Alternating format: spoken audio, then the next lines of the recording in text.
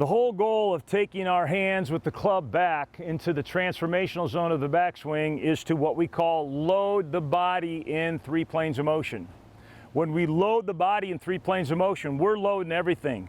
Both feet and ankles, both hips, the entire thoracic spine, the entire shoulders, our neck. We're loading everything for broke so we can explode.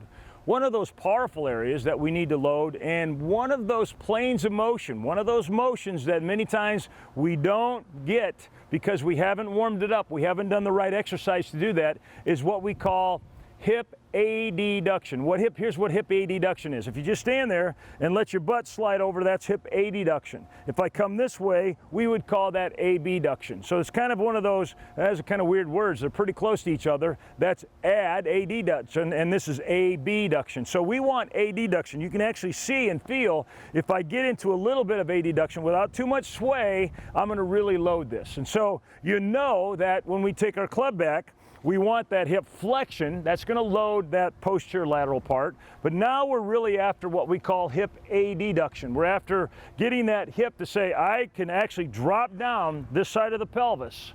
And this is going to create the chain reaction that I want from the ground up to facilitate that in order to turn on those muscles in order to explode. Here's how easy it is to do that. All we do is we kind of get into our golf posture and we cross over till we actually feel us going into adduction. Some of us can go here, some of us might even come all the way over here. And from this particular posture, we have basically our hip in adducted position. Now we're going to go to work. And so we're going to tell the bone above the hip, the pelvis, to help us create that motion. So we're going to ask the pelvis to go forward and back. We're going to ask the pelvis to go side to side, and we're going to rotate. And we're going to say, you know, that's pretty easy. I want to make it a little more authentic, though.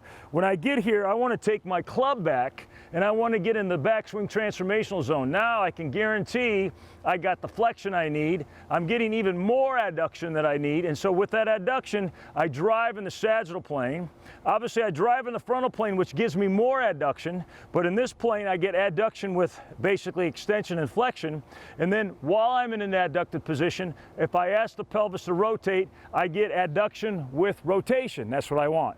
I want to clear the path where my body wants to naturally go back here, where the pelvis wants to load, where the pelvis will load the hip, and immediately I have the cannon, what we call the cannon, turned on in order that it's loaded in all 3 planes of motion. In this case, we're basically loading what we call more of the frontal plane to turn on those muscles that decelerate, that get loaded with adduction, so when they explode, they can help me use that frontal plane with the sagittal and transverse plane in order to effectively strike the ball at impact and get through a big, beautiful, efficient follow-through.